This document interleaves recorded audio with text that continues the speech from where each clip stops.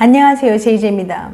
오늘은 성욕이 강해 항상 꼴려있는 여자의 특징 6가지에 대해서 말씀드려 볼게요.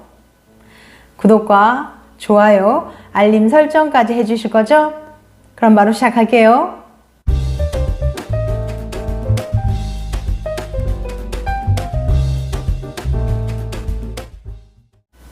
성욕이 너무 강해서 걱정이에요.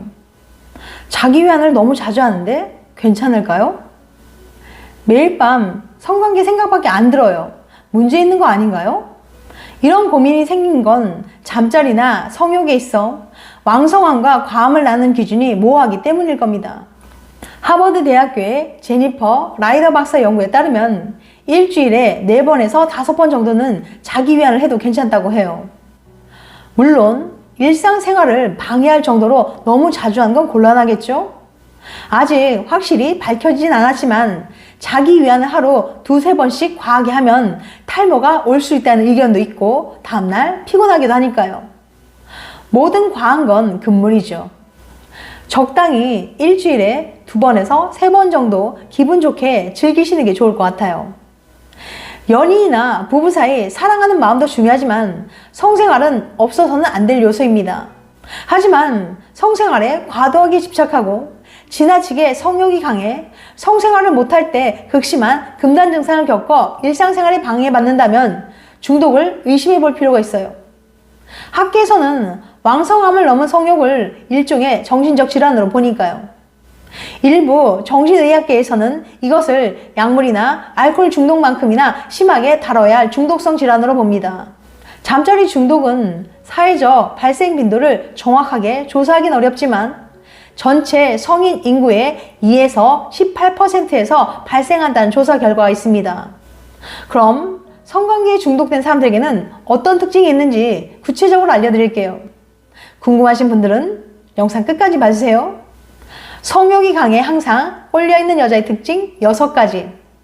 첫 번째, 주체가 되지 않는 야한 생각. 시간이 언제든 어딜 가든 누구를 만나든 야한 생각만 하는 자신을 발견하게 됩니다. 스쳐 지나가는 이성들의 몸매를 훑어보느라 바쁘고 머릿속으로는 계속 야한 상상을 하게 되죠. 누구든지 이성만 눈앞에 있으면 그와 잠자리하는 상상을 하게 되고 머릿속에는 온종일 야한 생각뿐이라서 정말 중요한 약속을 놓치거나 물건을 잃어버린 것 같은 큰 실수를 하는 일이 잦아집니다. 두 번째, 집착. 담배, 약물, 알코올 중독처럼 집착과 금단 증상이 나타나요.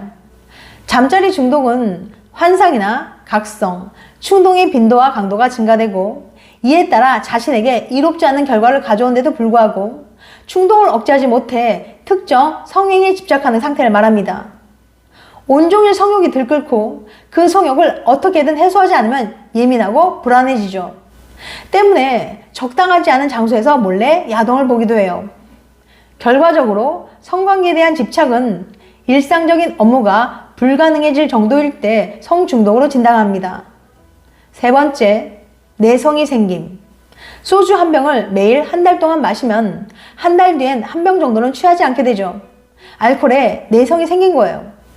잠자리 중독도 마찬가지예요. 보통 사람들은 자기 위안이나 관계를 하고 나면 성욕이 잘 해소되지만 이들은 어느 순간부터는 자기 위안을 해도 잠자리를 해도 성욕이 잘 해소되지 않게 됩니다. 흥분에 필요한 자극의 수준이 점점 높아져서 이전에 보던 야동, 이전에 하던 야한 상상, 잠자리 정도로는 흥분을 할 수가 없게 된 거예요. 충분히 만족스러운 흥분을 얻기 위해서 점점 더 자극적인 야동을 보고 점점 더 강렬한 상상이나 행위를 하게 되는 자신을 발견하게 됩니다. 네 번째, 감정적인 교류 없이 성관계만 갖는 경향. 잠자리에 중독된 사람들은 습관적인 자기 위안, 잦은 불륜, 비정상적인 성행위, 지나치게 긴 성관계, 관음과 노출, 성매매 등 안정성이 보장되지 않은 성관계를 즐기는 증상을 보입니다. 하지만 이런 행위들로 만족감을 느끼지 못해요. 파트너와 아무런 감정적인 교류 없이 단순히 기계적인 잠자리만 하기 때문이죠. 한국 중독 심리학회 자료에 따르면 잠자리 중독자는 성관계를 하면서 오히려 우울증, 절망감, 부끄러움, 허탈감을 느끼기도 합니다. 하지만 중독됐기 때문에 성행위에 대한 강박관념을 가지며 잠자를 하지 못하면 불안해지면서 잠자리에 더 집착하게 됩니다. 5번째, 일상에서 재미를 느끼지 못함. 예전에는 친구들을 만나고 동호회에 나가 배드민턴도 치고 혼자 책을 읽는 일상도 즐기던 사람이 잠자리에 제한 모든 일에서 흥미를 잃게 됩니다. 야한 생각 이외에는 자신을 만족스럽게 만들어주는 게 없죠. 그런 일상들이 주는 느낌과 행복은 어떤 자극제도 되지 못하니까요. 그렇게 일상의 행복이 사라져 갈수록 잠자리에 대한 중독은 더 심해집니다. 6번째, 연인과의 사이에 문제가 생김.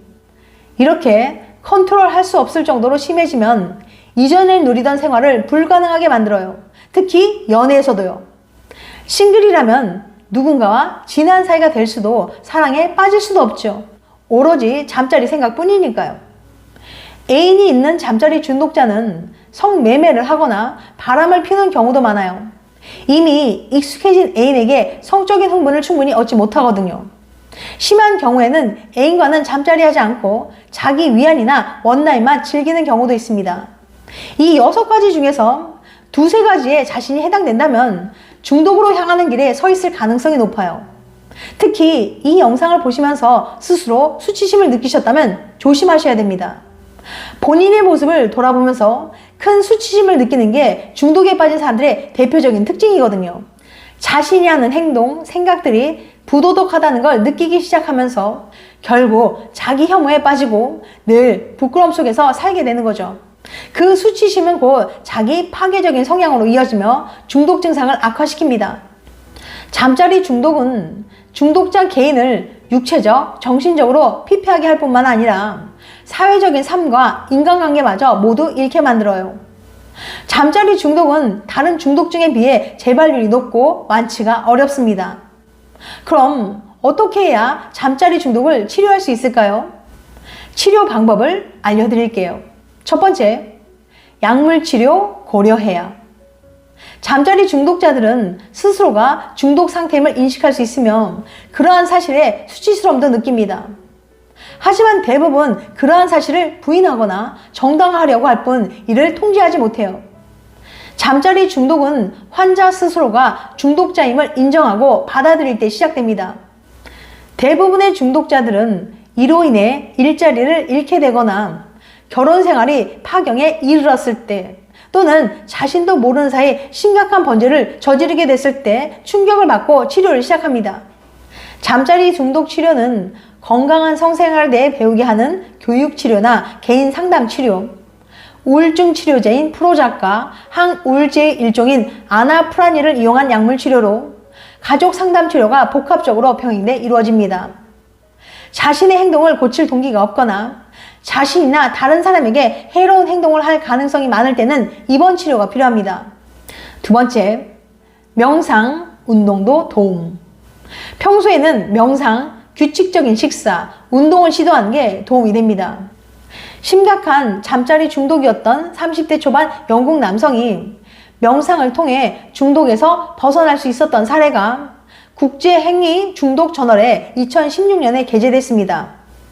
밥을 거르지 않고 규칙적으로 식사하는 것도 중요해요.